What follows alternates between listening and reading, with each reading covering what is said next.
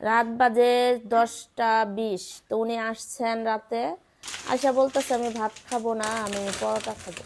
তো আমি বলছি যে দেখো আমি ভাত রান্না করছি, ভাত খাইতে হবে, আর যদি পরোটা খাও তাহলে তোমার ভাইজা খাইতে হবে। পরে ওই বলতেছে এটা কি কোনো ব্যাপার, যেভাবে রেডিমেড পরোটা আছে আমি খালি ভাইজা ডিম ভাজি করে খাইয়া খেলাম। তো যেই কথা সেই কাজ, রান্না করে আইসা দেখি উনি ভাজাভাজি শুরু করে দিছেন। তো এই যে উনি পরোটা ভাজতাছে।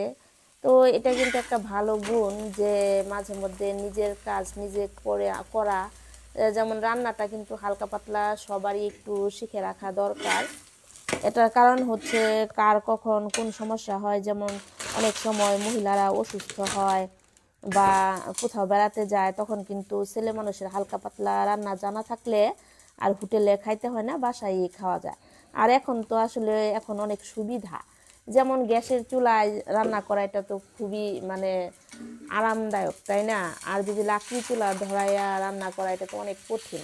তো ছেলে মানুষরা ইচ্ছা করলে এই টুকটাক কাজগুলা করতে পারে। অনেকেই আছে খুব আগ্রহ নিয়ে করে, আবার অনেকেই আছে একদমই করতে চায় না। তো আমার যে উনি সাহেব, উনি দেখি যে রান্না বান্না করতে তার ভালোই লাগে। তো দেখলাম খুব মনোযোগ দিয়ে রুটিগুলা ভাজতেছে। তো আমি দেখতেছি যে দেখি কেমন করে ভাজে, পরে দেখলাম যে না ভালোই, উল্টে পাল্টে একদম মোটামুটি কড়া করে ভাজতেছে, যেহেতু কড়া খাইতে উনি পছন্দ করে। তো এরকম বাচ্চা কাচ্চা থেকে শুরু করে একদম পুরুষ মানুষ সবারই মোটামুটি রান্না টুকটাক শেখা দরকার।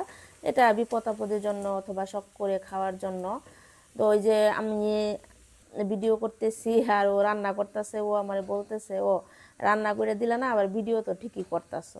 পরে আমি বললাম শোনো, ভিডিওটা করতেছি এটা তো আমার প্রয়োজন, তাই না? আর তুমি তো রান্নাটা করতেছো তোমার প্রয়োজন, তুমি খাবা আর আমি ভিডিও করব, যেহেতু তুমি রান্না করতে আসছো আমার একটা ভিডিও হয়ে গেল।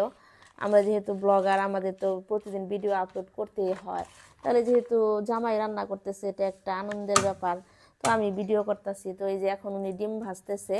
অবশ্য অফ ক্যামেরা আমি কিন্তু পেঁয়াজ কাঁচামরিচগুলো পলে দিছি, কারণ আমার জামাই পেঁয়াজ কাঁচামরিচ পলতে পারে না। তো আমি পলে দিছি আর লবণের মাপটা দেখাই দিছি। তো উনি এখন ডিমটা খুবভাবে মাখাইতেছে, দেখি ডিমটা কেমনভাবে ভাজি করে।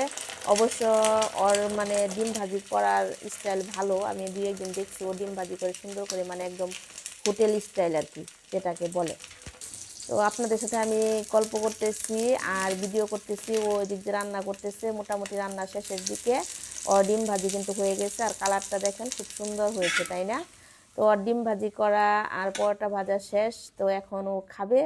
তো আমি ভাবলাম যেহেতু ভিডিও করলাম তো খাওয়াটা আর ভিডিও করবো না কেন। তো সকালের ভর্তা ছিল, ওইটা দিয়ে শুয়ে খুব মজা করে খাচ্ছে। তো আপনারা সবাই ভালো থাকবেন, সুস্থ থাকবেন, সুন্দর থাকবেন। সে আজকের মতো মধুর মানুষ। বিদায় নিলাম।